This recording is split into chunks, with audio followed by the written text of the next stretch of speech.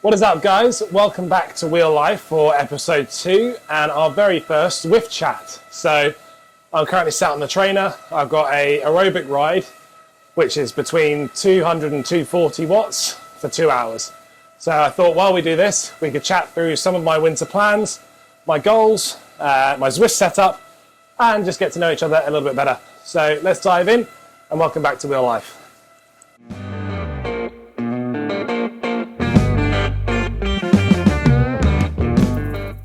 So first order of business is to walk you through my Zwift setup. Now you'll probably notice that the bike's a bit different. It's actually last year's bike from last year's season. So it's a Scotch Speedster. It's definitely, like I said in the first episode, a bit of a step down from the bike I'm riding now. It's an aluminium frame. It's actually far larger than the one I'm riding now. It's 62 centimeters. And it's pretty okay for what it's doing. It's definitely serving a purpose. The only thing I don't like about it is I've got a very, very narrow carbon saddle that came with the look. Not comfortable. But other than that, the setup is fantastic. I'm on a Wahoo Kicker Gen 1, which has a cool story behind it, actually. So I work in golf.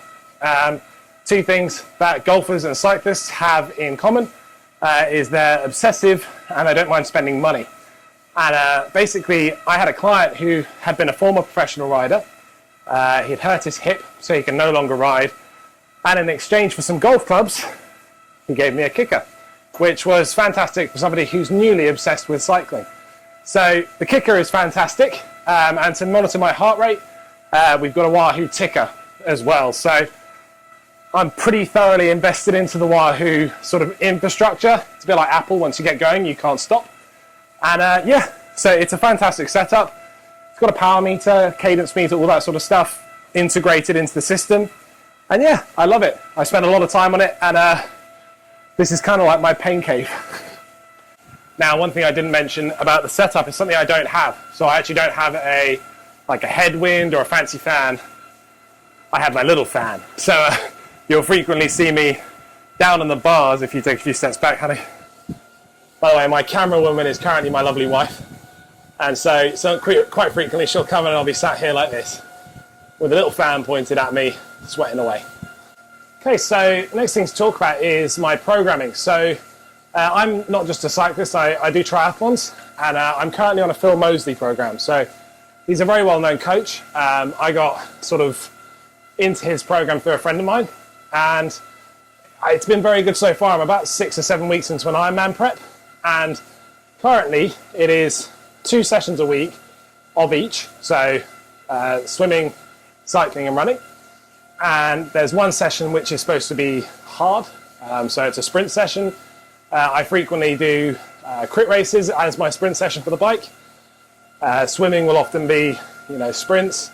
Running will be fast intervals or a 5K. And then there's a long aerobic session, which is this one, where you're supposed to be able to basically maintain a conversation. So zone 2 training, I'm probably at the tip of zone 2 here. I'm not actually, I'm only at 128 heart rate, that's okay. But so I'm a little bit out of breath, but you're able to talk, you're able to sort of focus on a conversation. If I was going too much harder than this, then you'd start to struggle. You'd be doing sort of half sentences at a time and really, really getting into that sort of grey zone of training.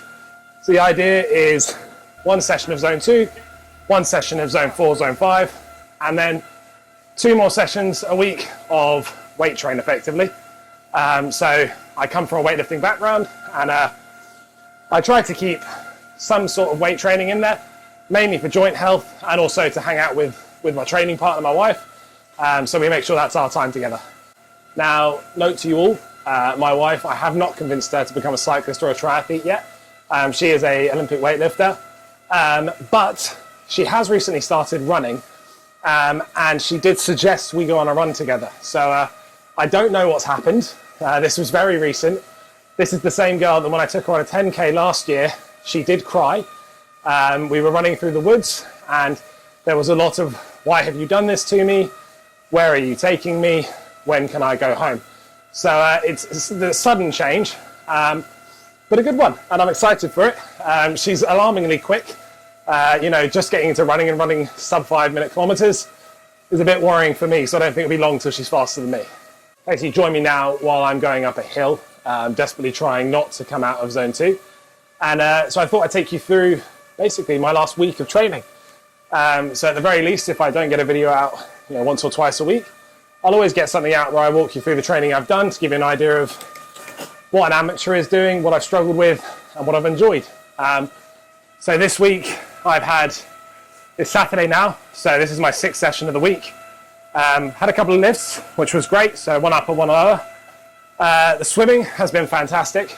So I've hit my first ever sort of sub 90 100 meter, so I hit an 88 second, which for me is very good. And then biking, I had a crit race on Tuesday on Zwift. It was an ordeal. I wish I had the camera rolling because I was very dramatic. I was out on the step, pleading, bring me water, pouring water on me, and making very loud, retching noises. But it was very, very fun. But it was one of those events where I got into a field sprint at the end, managed to stay with the pack, and emptied the tank, shut my eyes and hoped for the best, and looked up and I'd only come 6th. So maybe not worth the amount of effort. Peak heart rate was 192, I believe, which is up there with the highest I've ever achieved, at least on a bike. Everyone's gone higher than that on a run. But yeah, so that was a fail and a win at the same time. I loved it. Now, second swim session was just a speed endurance session. So it was 200s, 100s and 50s in a sort of interchangeable order, holding consistently faster paces as the session went on. Very fun, very difficult. But I had my first experience of swimming in the same lane as a GB athlete. Was very, very humbling. You sort of, as a triathlete, you get in your head that you're a decent swimmer. And maybe if you get tossed in a swimming pool, you look okay. But I tell you, when you get put next to those guys, it is a different gravy, as you'd say. He just powered away from me with no effort. At one point, tumble turning and dolphin kicking underneath me. I think he was rubbing it in a little bit. But he was a nice guy, very chatty. And you learn from people who are better than you, don't you? So all I've learned is I need to be skinnier, faster and fitter. Okay, so runs for the last week. So we've had a 5K, which was sort of a low 23 number, 23:13 I think it was. Nice fluid, sort of speed, not far off a training best. I've sort of bested that in some races, but not in training. That's pretty good for me. And then the other run that I've kind of counted was I do play football on Monday nights. Used to be a good footballer, emphasis on used. So I've recently got back into it with friends, and I'm loving it. It's only 9-a-side on an AstroTurf pitch, but it's really, really fun. And that does add in another sort of sprint type of session. Interval training, you're doing a lot of backpedaling, sidestepping, sprinting, so it's really, really fun. Now, training for tomorrow, I've got my long endurance run. So it's a long one, an hour and a half at 5:40, 5:50 pace. That's kilometers, in case you're American. I'm not running 550 miles. And that's for an hour and 30. So I'd expect to be covering maybe 15K. I'll probably do it with the dog. He's fitter than I'll ever be. And it's a good fun running after him because I just let him go and I run until the clock runs out.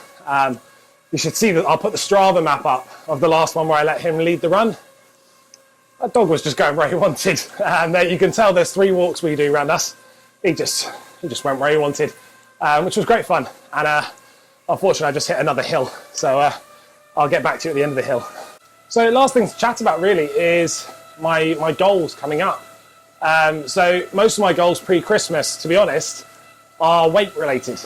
So I'm by no means overweight in the sense of body fat percentage and stuff, but I definitely have more to me than most of my competitors. It's very funny looking at pictures during races. I'll pop one up here of me going around someone. It looks comical. It looks like I'm riding with kids, when in reality the likelihood is they're riding faster than me. So yeah, I mean the goal for pre-Christmas is to get down below 100 kilos.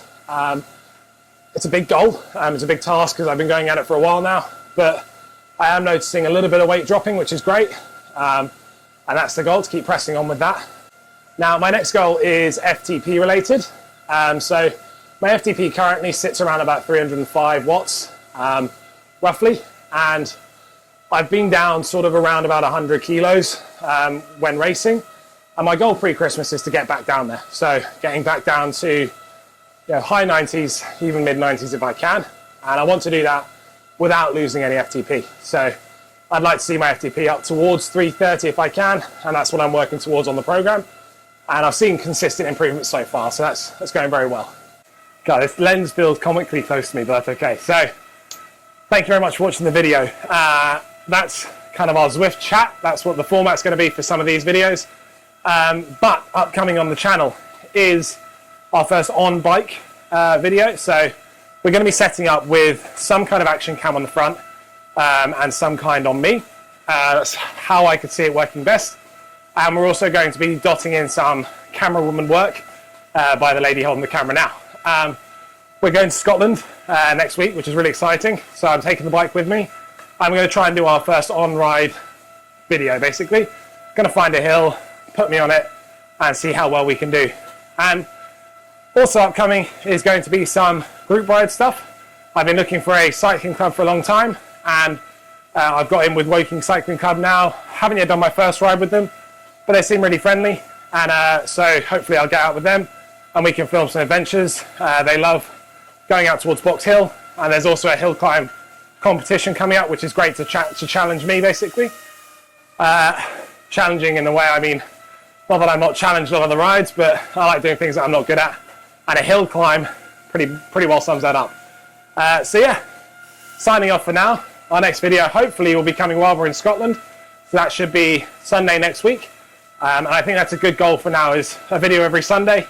And if you want to see anything in particular, or you've got any tips on what I'm doing, please leave it in the comments below. One thing you might notice on this Zwift setup is my pedals are comically narrow. And that's just because it's the old setup. I've now got some wide axle pedals on there, which does stop the old frog leggy that I've got going on here below the camera. So yeah, all good. Thank you very much for watching. Can't wait to do the next video. And yeah, welcome back to Real Life, and we'll see you in the next one. Like and subscribe, comment, do all that good stuff. See you soon.